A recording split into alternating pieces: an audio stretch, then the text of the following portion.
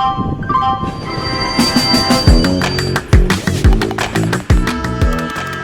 is a podcast by the News Minute, and you are listening to South Central.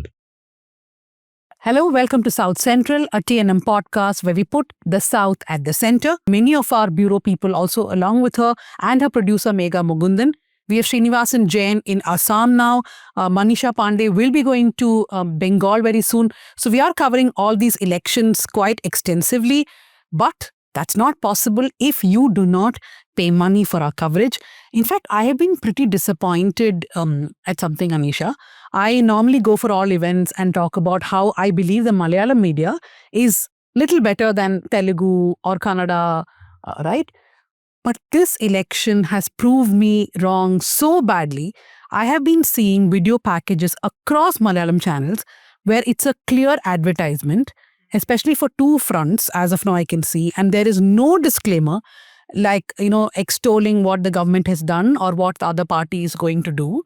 No disclaimers, absolutely, and reporters are fronting these packages as if they are news packages. I am so disappointed with Malayalam news channels coverage. Apparently in print also there are articles which are actually editorials.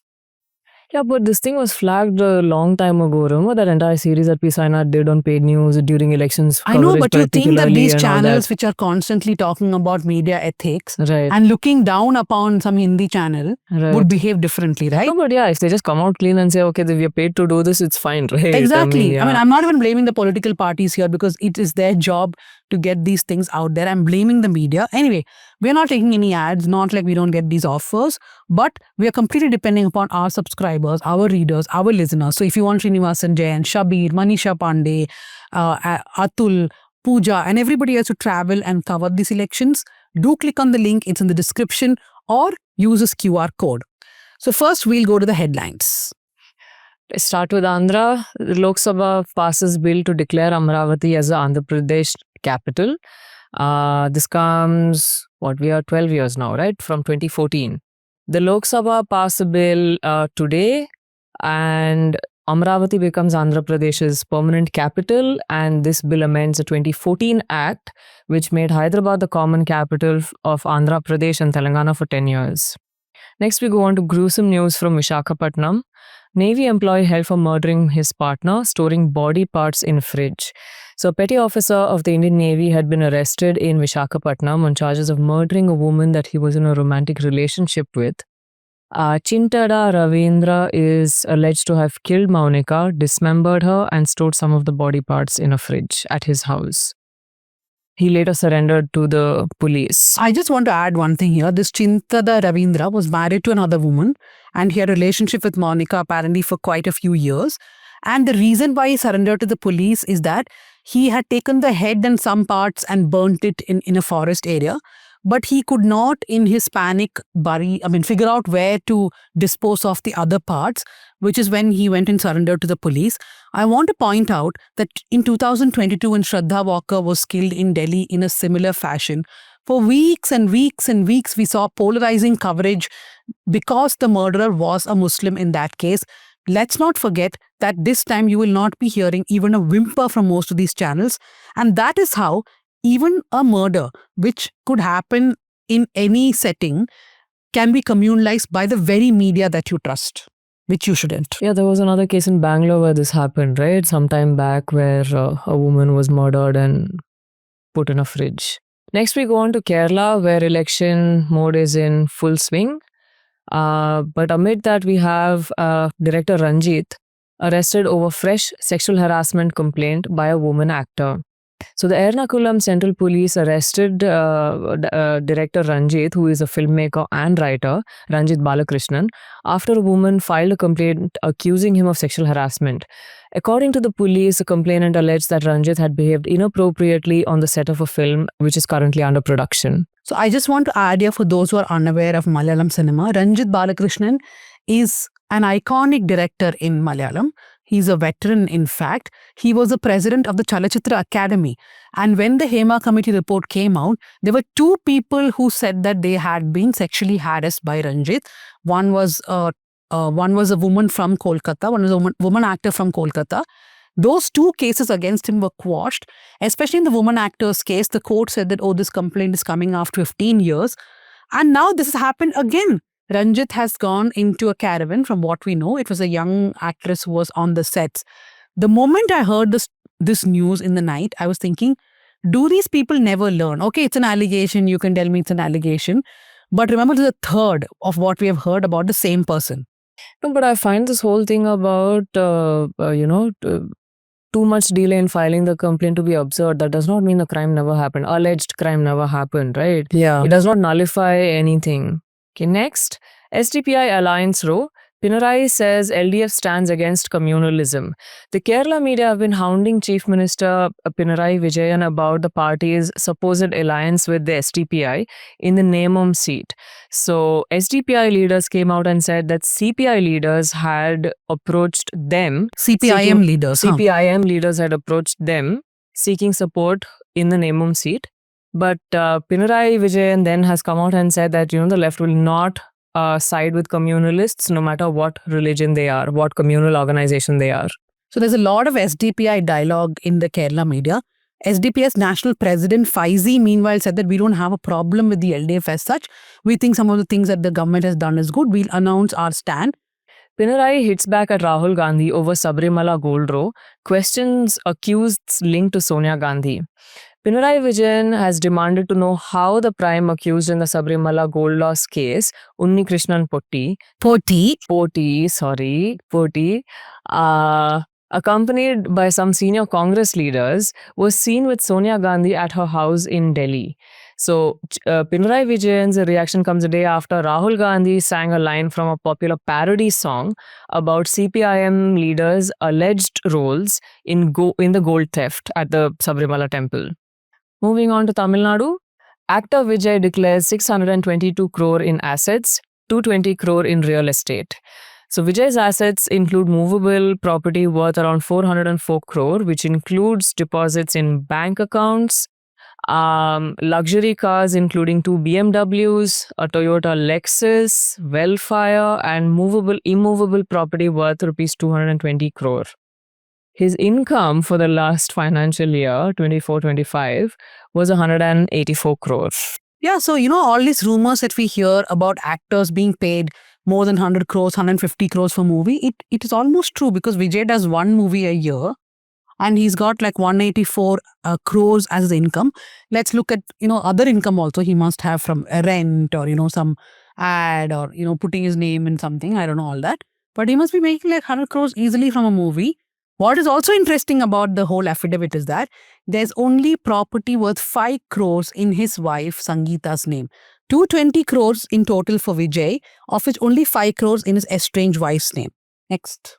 Fridge versus coupon, how the DMK and ADMK are battling for the soul of Tamil Nadu's welfare politics. After AIADMK promised a free refrigerator for every rice ration card holder, the ruling DMK unveiled its own pitch.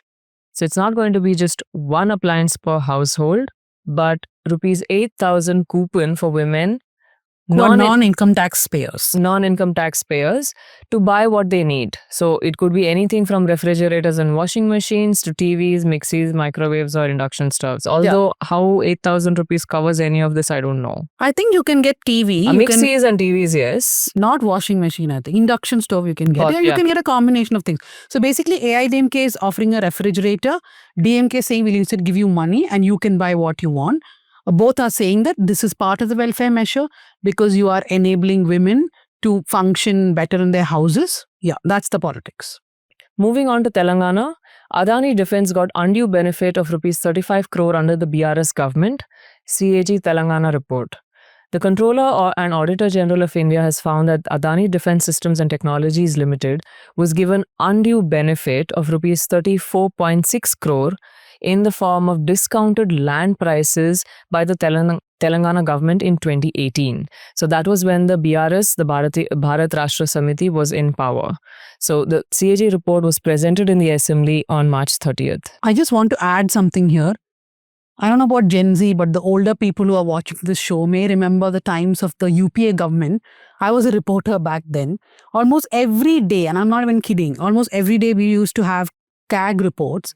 including 2G, where the entire reporting was on CAG report saying this corruption, that corruption. Did you even hear about this in your news channel? Yeah, next. Okay. Okay, our last headline for the day. Tech giant Oracle makes significant job cuts. So the full extent of the cuts, which will affect employees globally, could not be immediately learned. But right now, many reports suggest that it may be as high as anywhere between 20,000 and 30,000. And it may also affect around 12,000 Oracle employees in India. That's a really high number. Yeah, so BBC is saying 10,000 employees, and the reason why they say 10,000 is somebody in Oracle told them that many people were removed overnight from the Slack teams. So that's how they put the number at 10,000. But I think other newspapers like the Mint, etc., are giving it a larger number. But what I wanted to say is that yesterday there was a suicide, I think, or day before yesterday, there was a suicide in Bengaluru. There's a techie from Telangana who apparently lost his job due to AI, is what the cop said. He died by suicide. His partner walked in, saw his dead body, and she too immediately died by suicide. So I think the impact is being seen. Okay, so that's it with the headlines. Thank you, Anisha. Now we'll go to the first discussion of the day. Joining us in the studio is Rachita Taneja. I don't know if people will know you as Rachita, right? I'll introduce her again. And joining me in the studio is Sanitary Panels. Yay! Yeah. So that's how people know Rachita, as Sanitary Panels. Yeah, I'm going to change my legal name. First name Sanitary, second name You've Panels. just published a book, Touching Grass. Yeah. You've brought the book. Yeah. So all her comics are there in that, people. I mean, nice. some of the chosen ones. Yeah. So do buy the book. Thank you for joining us. Thank you for having me. Yeah. So we're going to discuss something not so nice. But before that, tell me about the book. Oh, yeah. So it's a book. It's basically a compilation of over 100 of my favorite comics from the past 12 or so years, interspersed with essays about how we can move past this feeling of doom and gloom towards hope, towards action. So yeah, that's a bit about the book. It just came out last month. So yeah, I'm excited about it. Okay, we'll go back to doom and gloom now. No, let's go. Doom and gloom. Gloom sorry, and not gloom. Gloom and Uh-huh. gloom now. So the government has been censoring tweets, censoring cartoons, news articles quite a bit now. Yeah. And just as we were thinking that this is some phase where they're on to censoring randomly, arbitrarily, the government brings in the IT amendment rules. We have, of course, some time to object these rules, but I have no hopes that anything is going to happen, because even when the DPDP Act came and public were asked to give suggestions, we did have meetings with the ministry, but eventually whatever the government proposed was passed. Now, what is the new amendment which the government is trying to bring in? Let's say you're walking on the road, you see a pothole, and then you put out a video saying that, why is this damn pothole here? It was just last week that this road was repaired. Who is behind this corruption? Your video can be taken down by the government, because the new amendment gives the government the rights to block any social media post by anybody who's not a news publisher. Now, when the government brings these amendments... Hold on. That means if you tweet from TNM ID, you won't be penalized. No, What we are happens if already- you tweet from your personal ID? You already have to follow a set of rules. we are already part of the rules. Now they've added... So news publishers are already part of it. I'm saying the No, that amendment is doesn't fine. impact. That is fine. Hmm. But you're still an individual, private citizen also, right? So from your personal account, if you tweet, They can take it down, because this says anybody who's not a news publisher, if they put out things. So there's a lot to unpack on how the government is trying to bring this amendment. Let's not forget that the digital media rules, certain parts of it have been stayed by different high courts in this country. But despite that stay being in place, the government is trying to bring this amendment, which again, I'm stressing, it does not already, the IT rules and the digital media rules impact news publishers. Now they're going to target everybody. The joke, of course, is that whenever the government tries to bring in a rule, law, amendment, whatever it is, they are trying to target a section of people, but eventually everybody becomes a victim, right? And this is something even BJP supporters have started realizing, because when the government brings in a law, the Sahyog portal, for example, the BJP people are finding that their tweets are disappearing because state governments, which are ruled by opposition parties, are taking down these tweets. Rachita, tell us what has been the experience of cartoonists, caricaturists, etc. in the last few months. Yeah, so first off, I'll say that we still need to speak up about this. Like, we have till the 14th of April to voice our objections, our concerns. And while we might feel tempted to think that nothing can change, we still have to speak up about it. We did this when the broadcasting bill was floated, and then they withdrew it eventually. So yeah, like you said, this rule will, like the IT amendments will affect individuals who engage in any kind of commentary with regard to politics or with regard to news. So like you said, for example, there's a pothole and you complain about a pothole, or you ask when is it going to be fixed, that can be taken down, your account can be shut down. What we've seen in the past couple of weeks is a much higher percentage of censorship on social media. I think in 2025, the amount of takedown requests that the government sent to Meta on their various platforms had tripled. So it was increased 3 times in 2025 alone. So what we're seeing is within these social media platforms are sent takedown requests, and they have 3 hours to comply with them. So they have 3 hours to take down the post or provide any reasoning as to why they wouldn't. And obviously these companies, all they care about is profit. So they will comply with the government, because if you have that limited amount of time, you're not going to go and check the laws. You're not going to go and check whether this post would not be taken down in any other circumstances. Like, you have to do everything very quickly. So they're very happily pressing the delete button on these posts. And the Ashwini Vaishnav said that we're only taking down deep fakes and we're targeting AI and these kinds of things, but that's not true at all. Most of the content that's taken down is satire poking fun at the BJP and Modi specifically. So we have comics taken down by fantastic cartoonists like Satish Acharya, Manjulji, Gaurav. Wire saw a couple of takedowns as well. Almost Bobby and Bob Almost. Their animations were taken down. We have Honey, who is funny, the comedian who had the very mega viral reel about Modi's foreign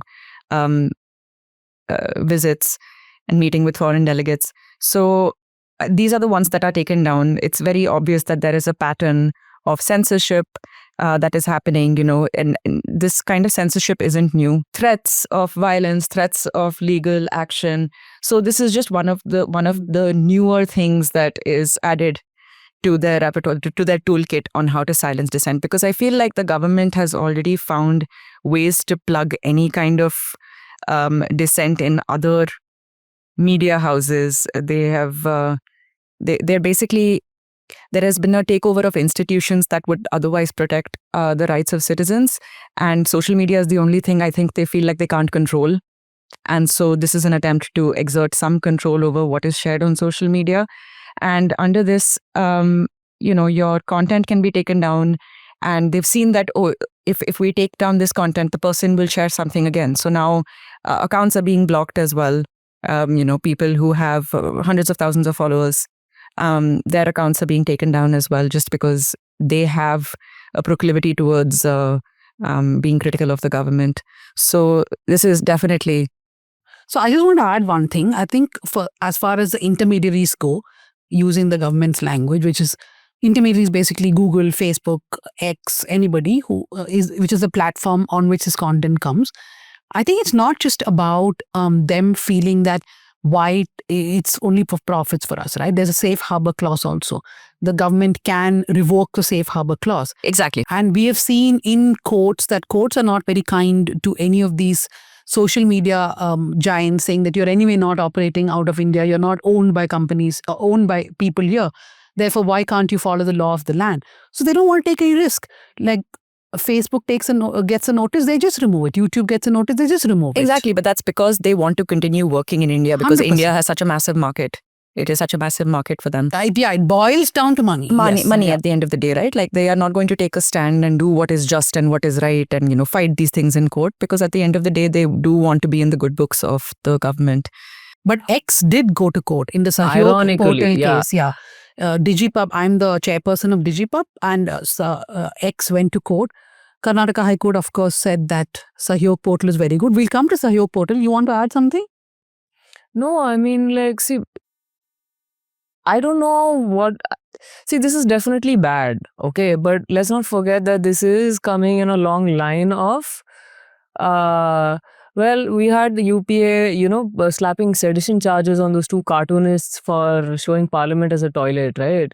And then there was a huge public outcry at that point of time, and then they eventually dropped those charges. Today, there's no way to fight back, it feels, against what the government is doing. I mean, they're just passing a law which, like, if you read the text of the law, it is so convoluted, so complicated, it makes no sense, right? Then you have to refer to 100 different, experts and all of that to figure out, that they have effectively said something that what they're going to do, but they've made it so obscure that it's very hard to catch exactly what they're doing, and which is actually against the law, against, like, as you were saying earlier, those two High Court rulings, and there's a whole bunch of petitions before the Delhi High Court pending on the matter. So it's one is my very petition. complicated. No, it's actually so for those who are thinking that what is the problem, didn't the government always block content? Yes, we did have blocking powers for the government through the IT Act, but there is a Shreya Singhal case there was a Shreya Singhal case in the Supreme Court, in which the Supreme Court clearly said the 69A of the IT Act can be used for blocking, but only with reasonable restrictions, which means if the government does not like my content, then I have to be sent a notice, I have to be given free speech, which is only 8 kinds of restrictions, 8 grounds. Not only that, for any other ground also, you have to give me ample time to reply, which is, I think, 48 hours for my reply to come. But today what the government is using is the Section 79 of the IT Act, wherein, let's say she is Google and she has safe harbor in India only if she does not pull down something which is unlawful according to the government. So instead of sending, and Rachita has put a tweet which the government doesn't like. So instead of sending Rachita a notice saying, hey boss, explain to me why I should not take down the notice, the government is sending directly to Google and saying that if you do not take it down, then Section 79, we will take away the safe harbor clause on you. So this is the problem. So the government is basically using a combination of 69A and Section 79. I saw Caravan had a tweet. Safe harbor, can you explain that once? Because, I mean, I don't think people understand that concept very well, because... No, basically, an intermediary comes under the safe harbor clause as long as they respond to government notices. If the government says something is unlawful and they do not take it down, then the government can revoke the safe harbor clause. Which means that they're not liable for the content posted by Rachita on Google. Yes. Yeah. Yeah. So, I mean, the problem here is that we are going to be, content like people who create political content, individuals, influencers, artists, etc. We are going to be treated as a publishing organization like the News Minute, as a publishing entity like the News Minute. And so we will have those same rules and restrictions on us. So that's where the problem lies. And I mean, they tried to push this kind of stuff through the broadcasting bill as well, the draft bill that was floated. But Rachita, tell me, is there a lot of dialogue already online? I have not followed. During the broadcasting bill, I remember a lot of people doing reels, but is there that kind of education happening online now? I am starting to see some, because I think it was introduced, two days ago? So I think it's building up momentum now. Internet Freedom Foundation is doing really good explainers. I would recommend folks watch that to understand what exactly is wrong with the bill. And content creators are speaking up about it. Influencers are talking about it. We have 14 days, so let's see how we go. But this is definitely just like a death knell to free speech and like being able to speak about politics on the internet. Ironically, why they brought in this bypassing of 69A, they cited cybercrime cases where actually police genuinely have trouble. But it's the oldest trick in the book. Exactly. Like, that's a whole different ballgame altogether, and they're now applying criminal acts of, like, say, stealing money and wealth and whatever, all that, to free speech. As if people are tweeting and taking other people's wealth. That they're doing by calls. So that's now. the thing, they'll say AI is happening, deep fakes are happening, national security, pornography, everything. All of those so you can't excuses you can't used. talk. And the problem also with the IT amendments is that it's going to be bureaucrats who can decide what content will be taken down. It's not going to be legislators. It's going to be bureaucrats. And so there is no oversight. Like what is seen as bad? What is a tweet that's in bad taste, or what is a comic that like there's no reason given. There's no way for us to appeal it as well. So yeah. And on top of all this, there's a hate speech bill, which different states are bringing, like Karnataka and right. Telangana. And for anybody saying you're always against the BJP, we're against what the provisions of the hate speech bill also, many of its provisions, which again give powers to not just bureaucrats, but to cops. Any law where you give cops power to take down, I'm like, yeah, because you give them a hammer and everything looks like a nail after that. Yeah. Yeah. I also want to just remind our audiences that the Sahyog portal, we have a story which Aditi Agarwal had done, I think last year. She had tracked down how Maharashtra, Tamil Nadu, Bihar and West Bengal, all these 4 states, the police used the Sahyog portal to take down many tweets.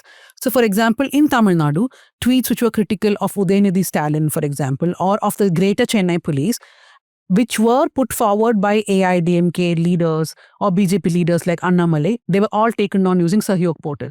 So, I want to ask AIDMK, BJP, or all these people who are supporting this kind of amendment, that you are also now at the receiving end of it. In those states where you're not in power.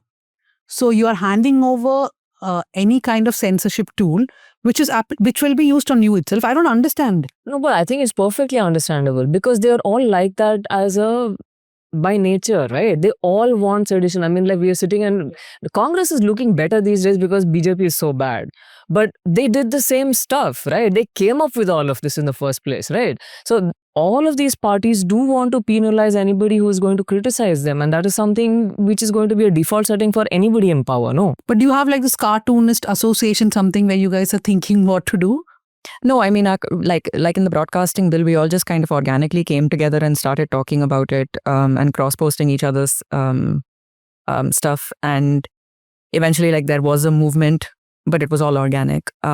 So IFF, I think, was also one of the leaders in coordinating those efforts.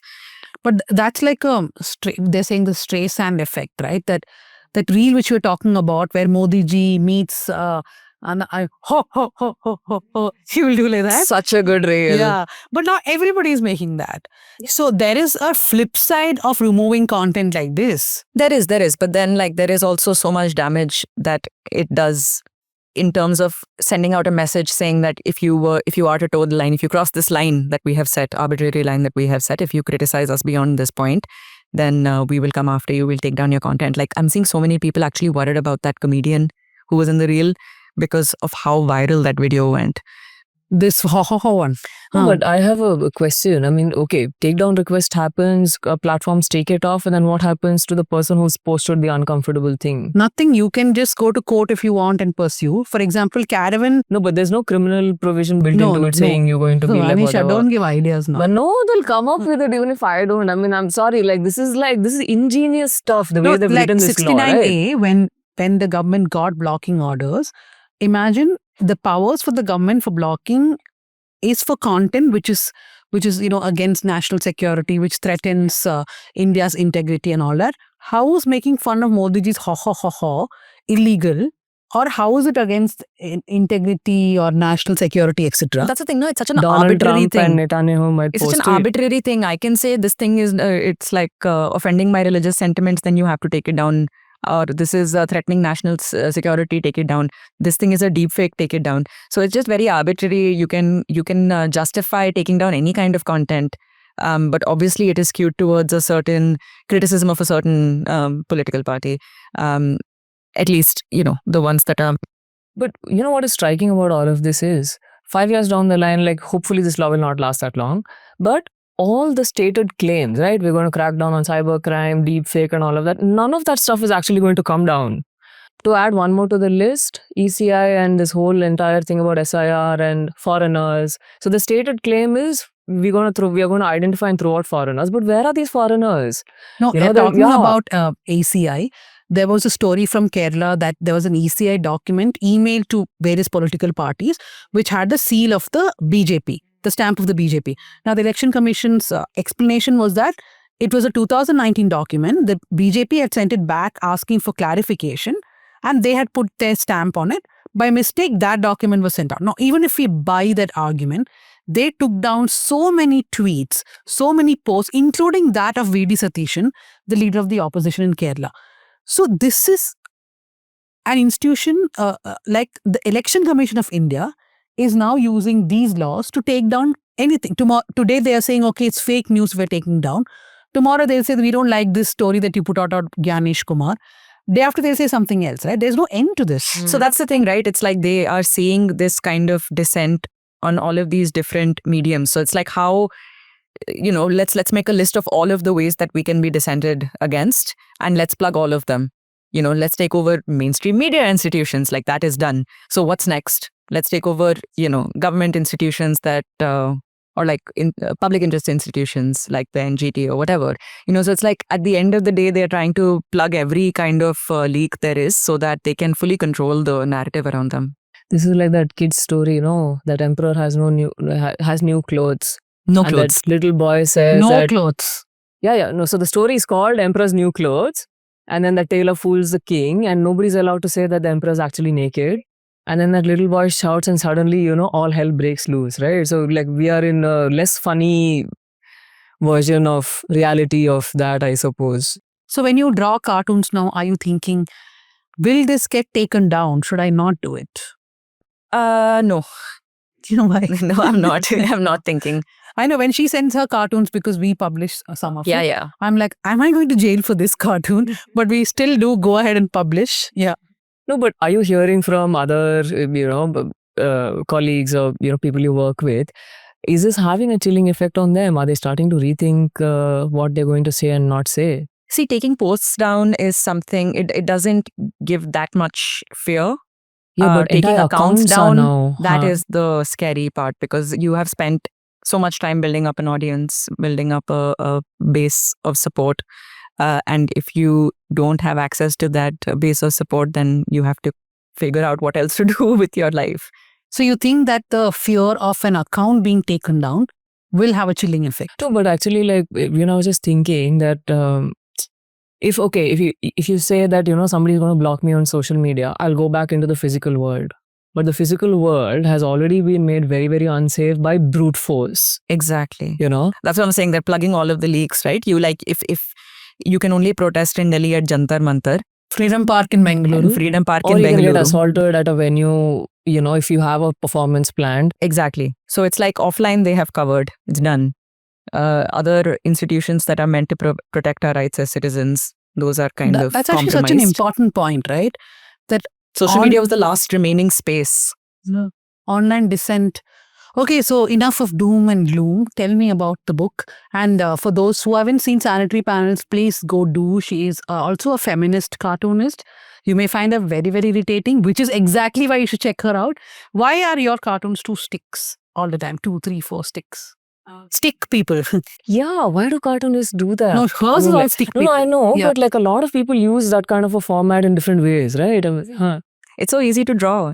But when I started off, it actually, funnily enough, my first comic was on 66A, the Shreya Singhal case. That was 66A, no? The one that was struck. 66A was struck down. 66A was struck, 69A was upheld, In right? 2014 is when I made my first comic about 66A. And back then I didn't know how to draw. And so I made stick figures. But then people started calling me a webcomic artist. And I was like, oh shit, they're calling me an artist, so I should learn how to draw maybe. I did learn how to draw, but then this stick figure style became like my signature. So I stick with it.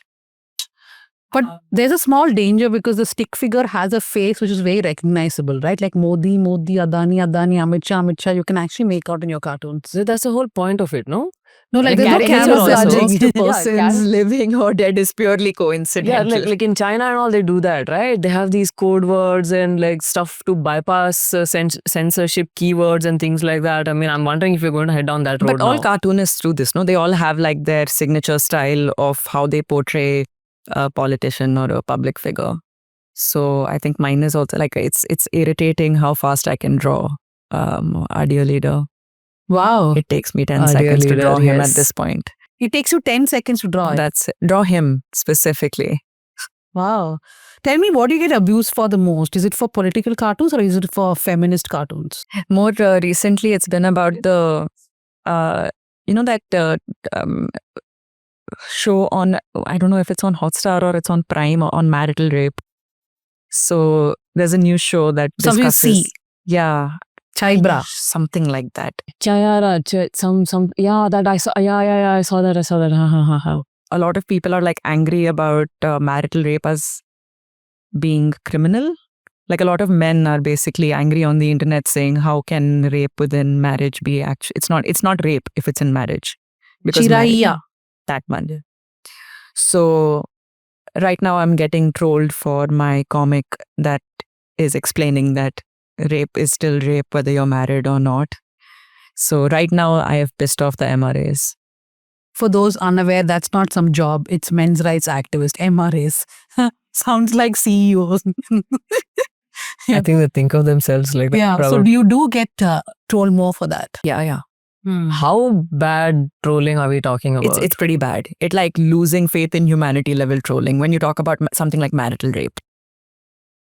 It's like there are some very specific issue areas if you speak about them. Yeah, because then it'll be like, no, in their heads they are good people. Right? No, but the comment Yeah. will be, this is not marital rape. If you talk more, I'll rape you. Yeah, that also. Yeah. So there are both kinds of people. They're like, okay, then what's the point of marriage? It's like, okay, so your point of marriage is to be able to rape your wife? Question mark. And so that is like one of the more disheartening comment section under my comics, when I speak about marital rape.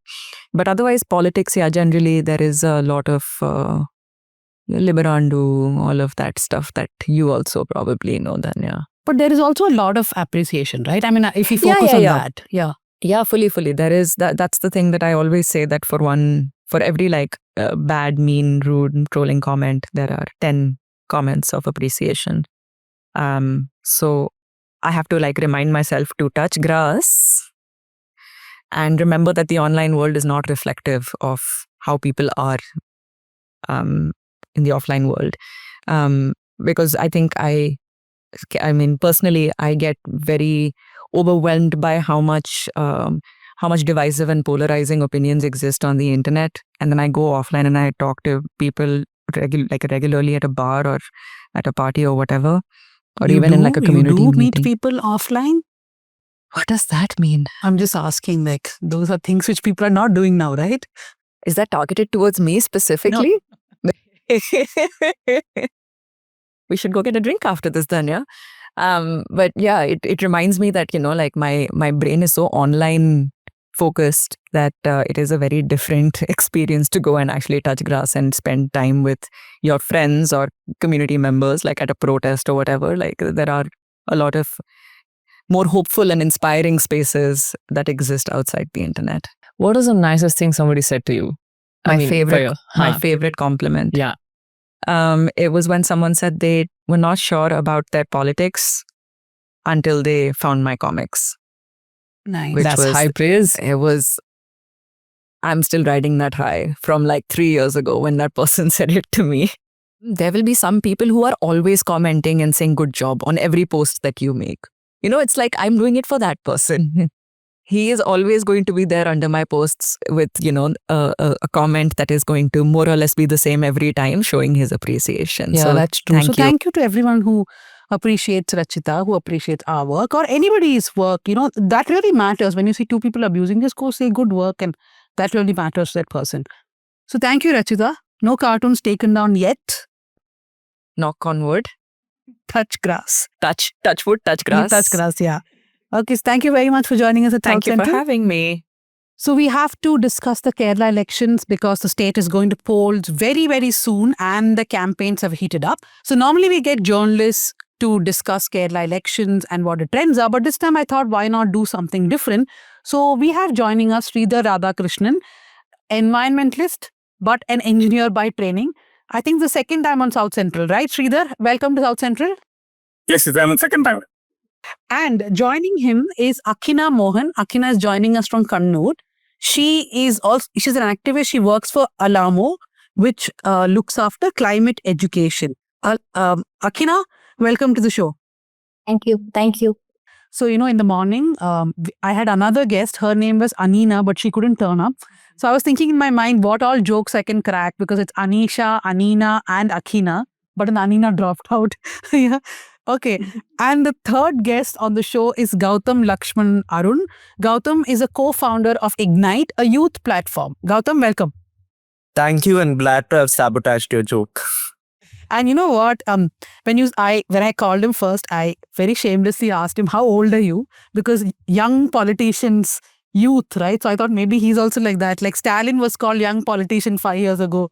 Rahul Gandhi is still a young politician. Yeah, my God. So he revealed his age, and he's indeed a young person who is in charge of a youth platform. Okay, Sridhar, I know that there is a green manifesto which was published by Environmentalist in Kerala. How are you looking at how the election is panning out, the promises being made? I heard VD Sadishan today telling Mathrubhumi that they're going to have coastal shipping and cruise shipping. And they have made up an entire plan as to how people can have more cruise. And they will interlink rivers and have cruise shipping. So are you listening to all these things that politicians are saying? What are your thoughts? My first thoughts is that in the last 10, 15 years, there has been such a push on development. And I must say in the last 10 years, it's just not been development. I would say that there was the development took a very fanatic form. And I'm being very harsh at that, because it was, when you have development and you're talking about development for the common people, for normal people, for the poor, for fishermen community and forest community and all that, and for farmers, and you have to engage with them. It's a process of talking to them. It's a process of participatory development. In Kerala, basically, we have a very strong participatory development process, and the governance itself is at that level. But unfortunately, in the last 10 years, retaining all those participatory systems, local self-governments, etc., the centralized, humongous, huge, linear, infrastructure development took mainstream. And whenever there were concerns around it, and there were huge amount of concerns on it, starting from protests in Kriyatur, where they were trying to fill up a paddy land and build a bypass of the national highway. And then we saw how national highway was collapsing in many places where they had built it on paddy lands. And then there was a Silver Line project, which was supposed to be a massive, one of the largest projects that Kerala has ever done, costing, in their own estimates, about 65 lakh crore. But, realistically, it will be about 1.25 lakh crore. That kind of a project. And some of us were looking at the detailed project report, which itself got leaked, which the government refused to put out. Transparency was literally zero. And when we started looking at it, we found that it will probably be one of the most ecologically and economically disastrous projects that Kerala has ever seen. And I'm not talking from a point of just an environmentalist. I'm also talking from a point of a technologist. Now, how does the political scenario fare in Kerala? I must say that most of the parties, or almost no party, is actually seriously talking environment in the elections. It's a noisy, visually polluting election that we are having at this point of time, is what I would say. Now, in this, interestingly, the environmental groups, we got together in January end in Wayanad, and after 3 days of deliberation on lots of issues, where multiple sectors, we thought, okay, let's come up with a manifesto. And then once the drafting of the manifesto was done, it actually turned itself, or the manifesto turned into not just a manifesto, but a charter. It became an environmental charter, a people's environmental charter on environment. For Kerala.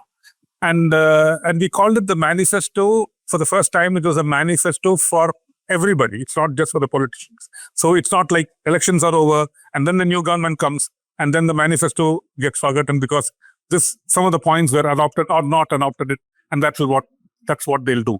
this governance document is not that. It's literally a manifesto for ecological and climate governance in a state like Kerala, in a very fragile, vulnerable state like Kerala. And we have taken a very pragmatic approach. We're not taken an approach where we are also looking like fanatics. We're not doing that. We are looking at each sector. We've analyzed it threadbare with the people in that sector, and then we have come out with action points. While we did this manifesto, there was a lot of other people, again, civil society activists, who came together and looked at all the other issues as well, you know, the gender issues, the land issues, etc. And they brought out a people's manifesto. The tribal community people also brought out an Adivasi development manifesto.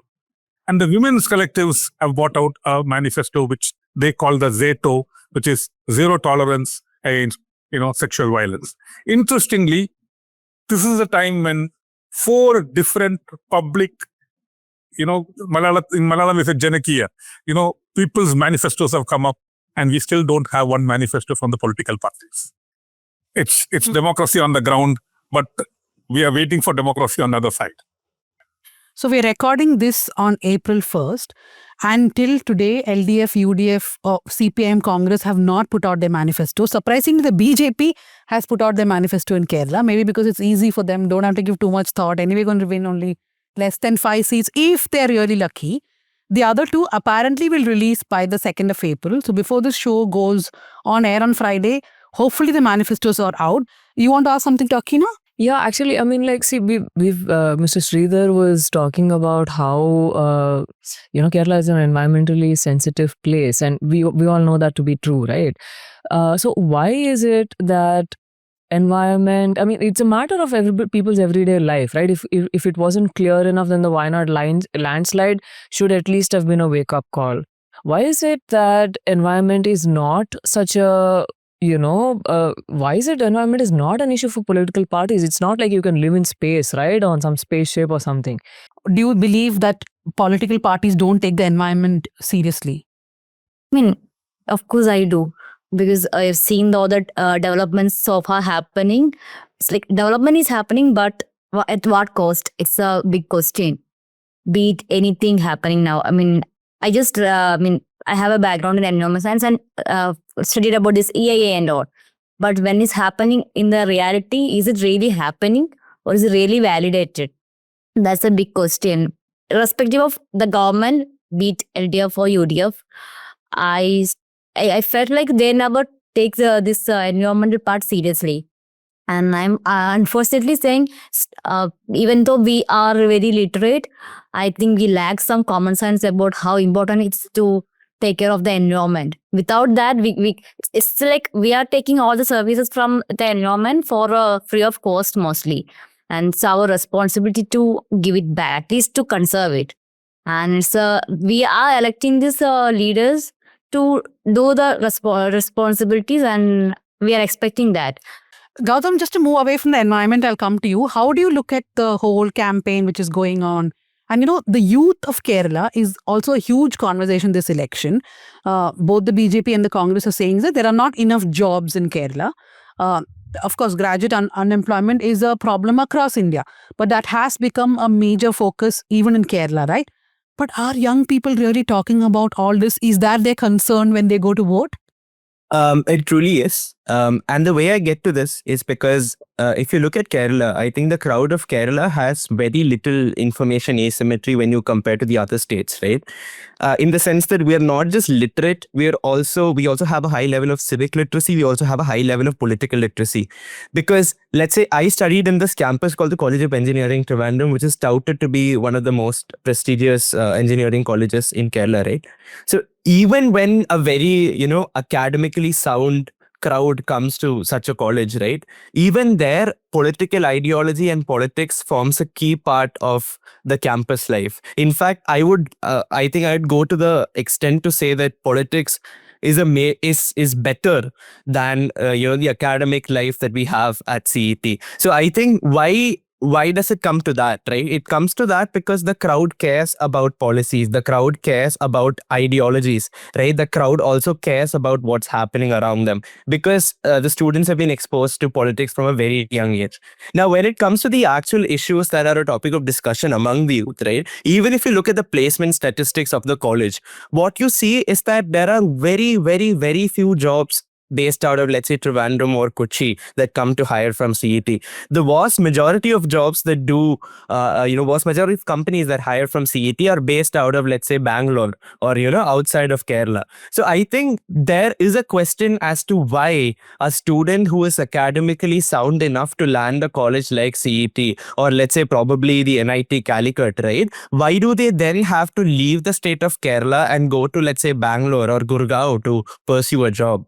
Don't you think that it's a little, questionable, considering the fact that especially a state that has a high standard of literacy, I think the youth, we do expect companies to be based out of the state, and not just companies to be based out of the states. The companies that are, giving out jobs, we expect a minimum level of salary from those companies, which is lacking in the current scenario, right? I think that is one of the key talking points in terms of the youth.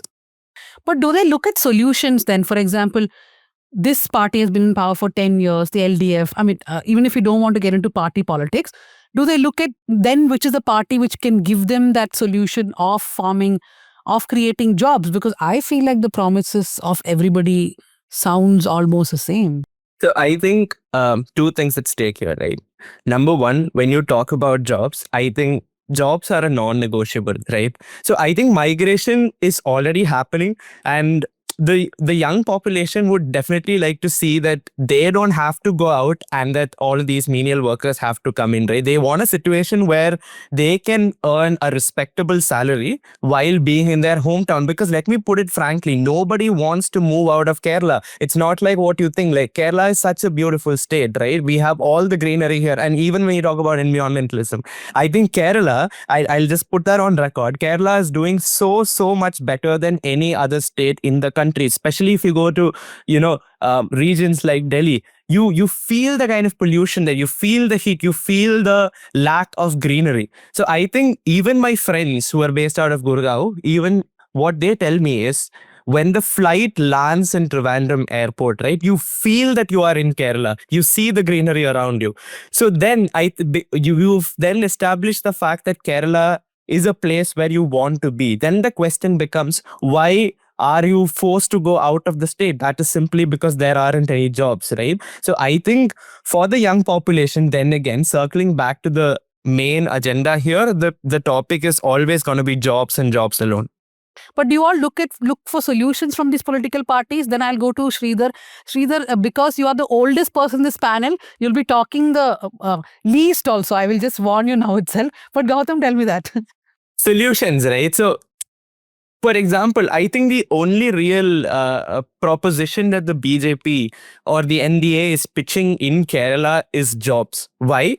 Because they very well know for a fact that the tactics they use in any other state won't work in Kerala. Kerala is not a population that can be polarized by religion, right? So you can see that in the likes of how, the BJP campaigned during the Trivandrum Corporation elections as well, right? The way they're positioning their image now is as champions of, let's say, development, right? In the sense that they're going to bring in more jobs in Kerala, they're going to make Kerala great again, right? I think that's the kind of proposition that the BJP is getting at. But even then, it's so hard for them to crack because they have this sort of a communal image within the youth of Kerala, right? And as long as they don't break that image, I'm sorry to say they are not making any inroads into the state of Kerala. Because I think even when you care about jobs, right, the ideology that you carry forward with you is a non-negotiable, right? The people of Kerala are not ready to give up on the basic social fabric that they are holding on to in Kerala society to then go and hunt for jobs. That is the only reason why the BJP is trying to make inroads and is not successful here. When you compare the existing two parties, let's say the UDF or the LDF, right? I think then the young population kind of compares between the LDF and the UDF. So if you look at the LDF government, what do you see? Hey, there is some sort of a significant development that has happened. But then again, there are a lot of issues with that, in the sense that, hey, they don't like the sort of authoritarian image that the stalwarts of LDF, have right now in the state. And that is one reason that drives, the necessity for change. But then they look at the other option.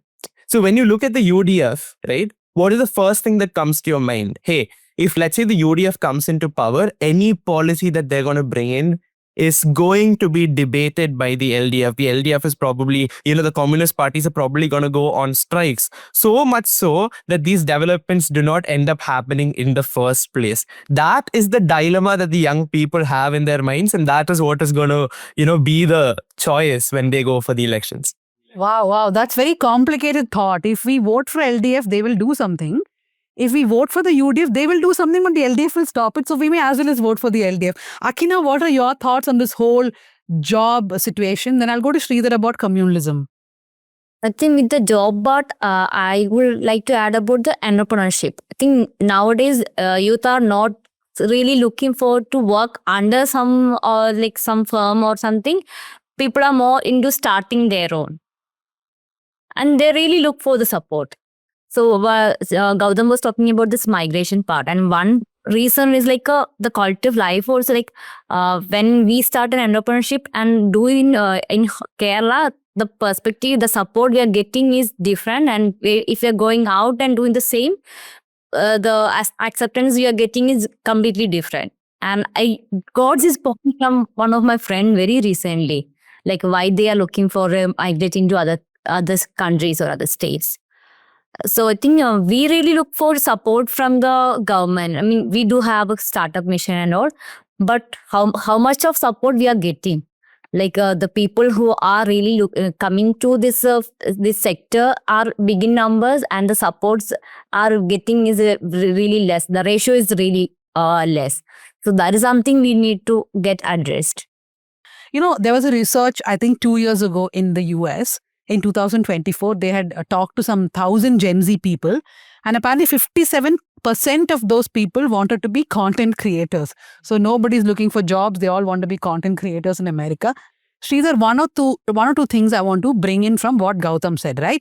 One is this assertion that Kerala will not go the BJP way. Kerala is not a state that can be communalized. I am sorry, my friend, that is not true. You are seeing, look at your social media itself. B. Gopalakrishnan saying in Guruvayur, there is no Hindu MLA. You can see hundreds of Malayalis coming and writing comments supporting B. Gopalakrishnan just in the social media space, I'm saying. Now look at absolute numbers. In 2024, the BJP did its best in Kerala. NDA got 19% of vote share. That is not small. They have really grown in Kerala. Yes, they did not do well after that in 2000. What about some of the local bodies? They did well in a few. But Sridhar, is there this one thought that we are invincible, that this communalism will not come for us? We are too great educated for that. Yeah, I'll add to that. Does that make politicians in Kerala complacent? Yeah. See, I think to answer your question straight away, I would, I largely agree with what Gautam said. But then I would also say that it's wonderful to hear from somebody like Gautam that, the youth have this concern. I mean, they're also not just thinking about the big show and the big PR that the BJP is doing across the country and then bringing up to it. I mean, just today I put out a tweet on, there are BJP. I mean, I think I do not know whether the Prime Minister himself came and said, but he has said it before, or Yogi Adityanath has come and said it before, that Kerala, UP is better than Kerala, or Kerala is not as good as UP, Uttar Pradesh. And so I put out 13 points, which are indicators which showed how Kerala is much better than UP. Yes, 13 indicators. And I said, so it's a big lie. The problem is this, that while the claims that, the BJP comes out with, or the NDA comes out with, a lot of people fall for it. And then there's a whole communal angle where a lot of people fall for it. I would personally think two things. One, in this election also, they would probably increase their vote share from whatever by about 3 to 5%. That much. which is big, they would probably increase. I feel that they would increase the vote share across all constituencies in whatever small percentage. But I also strongly feel that a large young population, if they are thinking in the way that Gautam is thinking or Gautam is saying, then there's a lot of hope that they would push back at some point. Because one of the things is very clear. The entrenched, very, fanatic way in which the BJP is pushing society itself largely across the country is something that Kerala will not be able to accept that easily. Because we are in that sense liberalized. Our young people are wanting to go out and, so they're not looking at getting back home and living a quote unquote very religious lives. They've already moved out of that kind of a religious life. They're okay with religion and they're okay with some sense of spirituality, but they are much more pragmatic and much more material and much more practical in some of the things that they do. That is the kind of exposure that Kerala's young people have had. And so I see hope from the next elections probably, but not this elections. This elections, I'll still see 3 to 5% of the old characters voting, for BJP.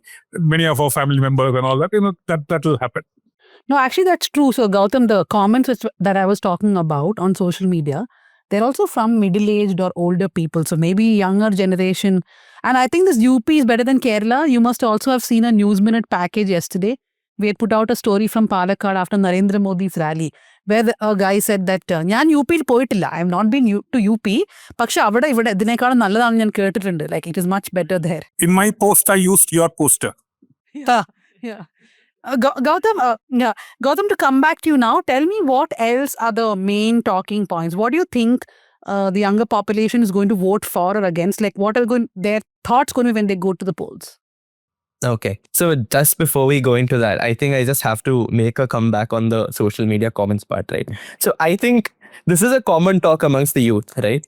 You look at a video and you ignore the comment section, right?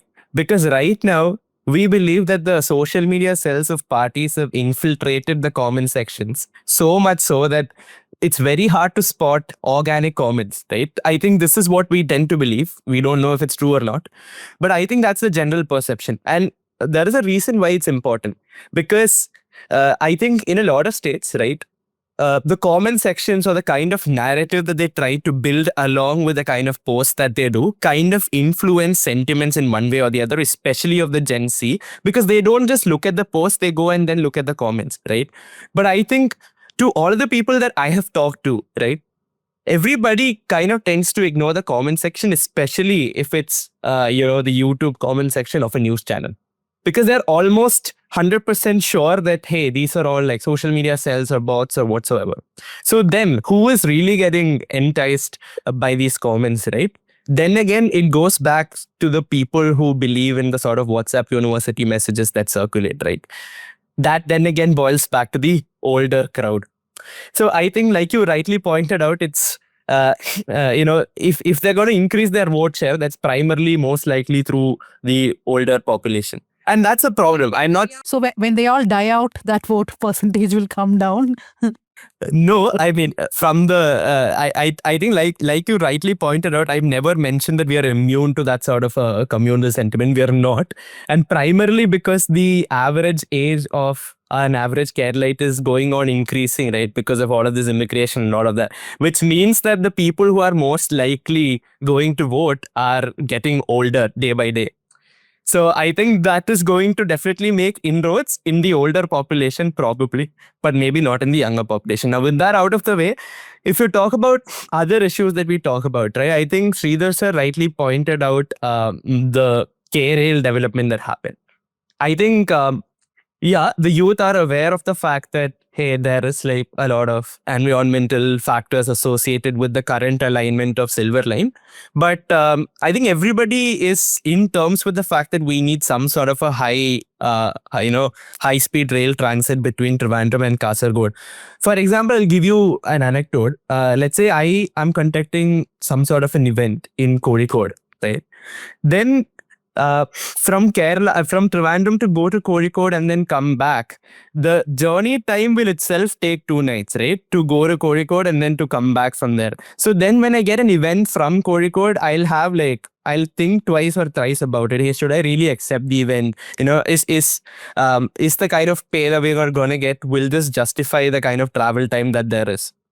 Point number 1. Point number 2, this Calicut, then again, I can understand. But the same thought applies to Kochi, right? Because if you take a look at trains from Cochin to Trivandrum, there's not really a lot of options after 7:20. I think the Vande Bharat starts at 7:20 from Cochin. After that, I don't really think there are any feasible train options from Cochin to Trivandrum. And of course, you cannot take a bus because you know the kind of construction work that's going on. So I think infrastructure projects as a whole, like high-speed rail, right? Like, let's say, the coastal shipping that was pointed out, all of these are things that the young people look forward to. Why? Because number 1, it makes life a whole lot easier for them. There are a lot of students who come and study in CET from Kasaragod, right? So for them to go back, if they have that sort of a accessibility, they would want that, right? Number 2, there are a lot of other districts that are not connected. Before that, yes, coming to you. I thought. Yeah, I just want to just bring in Akina. We'll come back to you also, Gautam. Gautam is making a point that young people are also looking at infrastructure projects, Akina. But as someone who works for climate change, and you were saying in the beginning that we should be more cognizant of what is happening around us, do you sometimes think that, oh no, people should be more aware of the damages that some of these things can do? Yeah, definitely. Because, I do agree, like, we do need so-called developments and everything.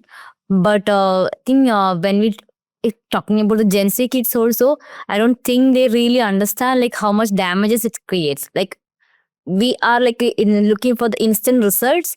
And what if gonna make the longer term results also, we are not really understanding. Be it any developments. Be it any, not in point of developments also, be it any actions that we are creating, people are looking for the instant results, like how Gautam was mentioning about the comfort. People are looking for the more comfortable lifestyle. Agree, but to get that comfort zones or comfort lifestyles, what we are losing, maybe very very nearby or maybe in future, is it's like something that is irreversible, that need to be addressed. Okay, so Gautam, we have covered jobs, infrastructure. What else? We've covered jobs and infrastructure, but then again, I think on the comment that, a lot of these are irreversible and that there are long-term, I think Akina also mentioned when she talked about startup and entrepreneurship, right? The real reason why I think infrastructure has a very high contribution to the real reason why the startup ecosystem is not booming enough in Kerala. If you look at other states, right? Bangalore, right? Karnataka has Bangalore and very few startup hubs that are probably closer to each other, interconnected and whatnot. Same is the thing with Delhi NCR, like all of the hubs are connected to each other. But when you look at Kerala, right, I think if you, I had this, night satellite image of the country of India, and I think Kerala is one of the longest illuminated, highly densely illuminated stretches. I think the number 1 reason is because the population density in every district is so high. Right? So if every district in Kerala is interconnected, I think I'm going to go ahead and make a bold claim that is going to solve almost, let's say, 50 to 60% of the roadblocks in terms of the entrepreneurship process, right? Because that you're not only just connecting consumers, you're also making way for, production to be transported, logistics, and a lot of other things. Second of all, I think policies of the government is of utmost importance, right? Because I think the way privilege section looks at the policies of the government is, hey, look at the government, they're giving out a lot of freebies where we're missing out on a lot of essential development. Now, the underprivileged section, then again, are very happy and enthused by the sense of freebies that they're receiving from the government. But we need to understand that there should be a perfect balance between state support and, the kind of money that they funnel into other infrastructure development. I believe that it's a very good model that Kerala is following in the sense that they're looking at social indicators and then they're pumping in money into giving out pensions and all of that. But I believe in the likes of that, the government is also ignoring a lot of, infrastructural questions and other questions to be tackled. I just want to say that here at the News Minute, I'm just saying that we don't easily use the word freebie because, a lot of this is welfare measure. For example, giving women free tickets to travel in buses or giving them a cash transfer, whether it's given by the BJP, the Congress or the DMK, whatever party it is, it does help to elevate their lives in one way. So the task before a government is obviously to somehow look at how do you balance a welfare measure. Some of them can be a bit ridiculous, but some of them are needed. For example, when television was given in Tamil Nadu, everybody really laughed at it, but there was research later showing that it did give women some time for recreation, etc. When mixies, cycles for girls, grinders and mixies, which really bring down your time in the kitchen. So there is a purpose for some of these welfare measures. That aside, my final question to you is, if you put on a Malayalam channel, a lot of the coverage, job, infrastructure, discuss what are they discussing? Christians are voting for who? Iravas are voting for who? Where is the STBI going? Who is the Jamaat-e-Islami going to? What are your thoughts, Gautam? Do you guys look at, I don't know, is there community voting even among young people? Do you guys talk like that? I'll come to Akina with the same question after that. I think the only real time when young people switch on the TV is to check if there's a holiday because of rain today, right? Otherwise, I think most news consumption is through probably YouTube channels of the same media, maybe online. But my point being, the only reason why news channels probably focus on that is because the audience that they're trying to cater to is the older crowd, right? I think that's the simplest answer to that. If you take a look at the real concerns of the youth, I do understand that, and I'm not saying that this is universal, right? There'll be a lot of young people who do care about all of those stuff. But then recently, if you take a look at the vast majority, right? I think they have larger issues to look at. Now, second of all, on your comment of freebies, then again, I think I was largely clear that I was trying to present a view of the privileged as well as the underprivileged. I think one man's freebie is another man's empowerment. I think I really resonate with that statement. But even then, you need to look at the kind of delta that each welfare scheme can bring in, right? I will add on that secularism. So today only I was in the town and there was a political party campaigning happening.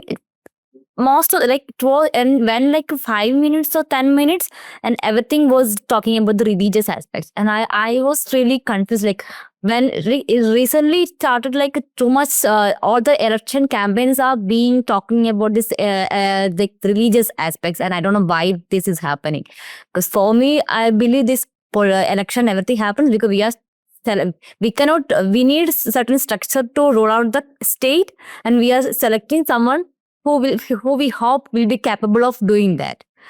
And I personally never want any religion to have influence on that.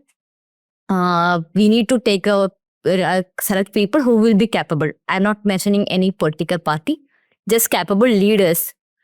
And strongly, I also believe people who are capable by health, by education, by common sense, civic sense, everything.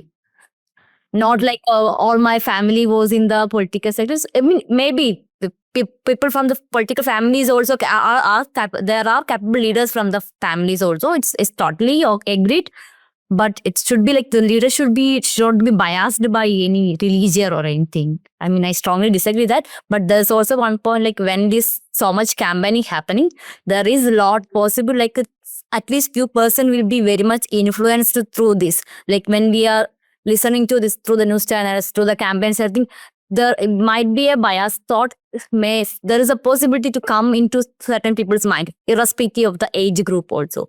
See, in principle, I'm okay. Okay, okay. I mean, I don't have a judgment on whether or not freebies or welfare measures or whatever is good or bad.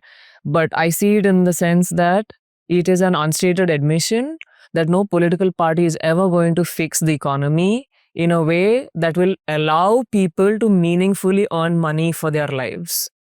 So in that sense, yeah, I'm all for the No, there are some freebies. economists which who do oppose, saying that it's basically quick time fixes. Exactly. But if you, like Finance Minister of Tamil Nadu, PTR will say that we have to keep doing this, only then the fixes will come after a few decades. So there are two streams of Yeah, thought. that's going to be some 5 generations Yeah. down the line. That is what is affirmative action, unfortunately. Sridhar, last words to you. You heard 2 young voters of Kerala pouring their hearts out. What are your final thoughts about elections? Yeah. No, just to say something about, before I come to the election part, see, it's great to have I would love to have a Kerala with infrastructure which looks really decent and which takes us places and we move fast and we like it. And, when you travel all over the world, we see that kind of infrastructure and we think, yeah, this is what we should probably have. And in all sense, it's also possible that we can have that. But we cannot have that with the kind of entrenched, completely distorted engineering thinking and design thinking that we are having right now. For instance, just for the information of also the young people who are here, see, the national highway was built and we all wanted this national highway to grow, to become bigger. But now when they made it bigger, they have literally eliminated about 75 to 80% of people from even riding there in that. All the bikes have gone, all the scooters will be going, all the auto rickshaws will be off the road. It will be access control, which means all the lorries and the buses, and the cars will go. I call it mobility apartheid. You could have done a completely different road with that, but then what we did is we removed 80% people out of it. Okay, so leaving it there, and then the way it has been built, it was completely rebuilt, and I can just guarantee. I'll just go ahead and say that every monsoon we are going to have at least 100 places across this national highway on the eastern side flooded. It's going to flood massively, and this highway is going to cause exactly what we thought the silver line would cost. So it's not about infrastructure, not wanting infrastructure. It's about wanting the right kind of thing. And unfortunately, our politicians, our bureaucrats have no sense of ecology and no sense of hydrology and no sense of Kerala's landscape. And they go ahead and just make all these statements and then want to just develop with this simple, very, very casual use of development. Now, coming back to elections, I think it's time we started talking about fundamental questions which are not just about this very casual way of saying development. Anywhere you go, Vigasanam, Vigasanam, Vigasanam. Why is it not happening, or why is it happening, and how should it happen is not being discussed at all. That is where all these concerns that we are talking about, and they're not just environmental concerns, there are social concerns, there are economic concerns, financial concerns, there are concerns regarding materials. How much of stone and how much of mud sand do we really have? That kind of questions will have to be asked at some point. So beyond all this rhetoric, it will go there. Now, the other question that we discussed about jobs. See, there is, in all these kind of things that we are talking about, it is all dependent on the kind of resources that Kerala has, the kind of land area that Kerala has with such intense population. What is the kind of development infrastructure that you do that you can give jobs? Now, Kerala exported people, or quote unquote migrated out of Kerala. It's not a new thing. For Kerala, migration has been like traditional. It's convention. We have migrated for centuries. And that's why we are such a a diverse, very liberal country, state, because people come back and then a new life is seen here. So much of development of Kerala is also because we have had such levels of migration. So let's not have a big problem with migration. It's aspirations, and if we are not satisfying our aspirations here, we will move out. And it's not that, but it's great to hear that a lot of people want to continue to work here. So there must be things that must be done here to see how much we can build jobs here. But what is more important and more critical for me is not just about jobs. It's about higher education itself. Gautam, you are a CET and I am a CET. And when I did my CET was one of the top institutes, not just in Kerala, in India. We had such a pride over it. But you know what? This is in the 1980s and 90s. But right now, what happens? In you take any educational institution in Kerala, we are nowhere in terms of quality and in terms of ranking across the country. Nowhere. I mean, somebody goes from here to even study in a Loyola College in Chennai. How does a Loyola College in Chennai not be better than a university college in Kerala? What is it that is causing this problem here? So we have actually messed up we have done relatively good at public education, but we've messed up with higher education. So the new government that is coming in have to really, really work on building the quality and content in higher education, at least pick up a few colleges to make them colleges of excellence across the country. And then we will see that everything else also falls in line. Just like you're talking about good infrastructure, bringing some of the quality of life in Kerala, even higher education, in that sense, will bring in a lot of goodness in Kerala. That is just one point I thought I should make. Okay, and thank you for that. So I think we'll wrap the show, but we need to go to everybody for their recommendations. Tell me, Anisha, what is your recommendation for the week? It's a collection of essays called Hopes and Impediments by Chinua Achebe. There's a very interesting essay on how fiction can talk about truth. How fiction can talk about truth. Yes. Okay. How lies can tell you the truth, technically. Gautam, what is yours? I think I'll go ahead and recommend this book called The Great Mental Models by Shane Parrish. I think that's a book that will develop your process of thinking into first principles, second order, and, the way you should think ideally to get situations sorted without repercussions. It should come as no surprise, but my recommendation is my book, Touching Grass. It's available wherever you look for books. So, yeah. I mean, in the current situation, in the context of the discussions that we have had, I am reminded of this book called Downut Economics. Downut or whatever you call it, Downut Economics. This is by an author called Kate Raworth. She's an economist called Kate Raworth. It's a must read. I would recommend this book strongly because for once, she has actually proposed a model of economics where, or development, let's say, where you conceive a donut, there's a hole in the center and there's the outer side, which is like empty. And the center hole is the problematic, the social welfare concerns. So you have a safety net, people don't fall here. And then in the donut, people live. And then the external side is the planetary boundaries. So on one side, you build the planetary boundaries, which means you don't do things which will destroy the planet or destroy the ecosystems. And then you do things which will make people poor and live in squalor and hunger and all that. So this is the balance that I think is very critical. It vibes with what you are also trying to say. Welfare is very, very critical. The bandwidth of development is also very critical. But then what is also critical is the planetary boundaries. You cannot exceed that. I just went to take this book, which I am reading currently. I forgot the name. So it's The Secret Network of Nature by Peter Wolleben. I just read a few chapters, but it's really makes her understand with a very fragile connections in the nature. Like how does it? When we talk about this butterfly effect and all, no? So kind of very, few connections is mentioned. I just read a few chapters. Did you run somewhere to pick this book? Yeah, you're panting. Because you're panting now. This is the most important recommendation for South Central. Somebody's actually ran to get that book. No, it's a very interesting book. I also read some chapters, so I'm super cool to So I'm going to make 3 quick recommendations. One is Rachita Taneja's Touch Grass. Please buy it yourself and buy copies as gifts for people. She's got an excellent collection of cartoons. Some are really funny. And I was mentioning this article, Women Are Traveling Like They're Possessed. Where are they going? Bus Journeys Through Pole-Bound Karnataka by Uma Vishnu in the Indian Express.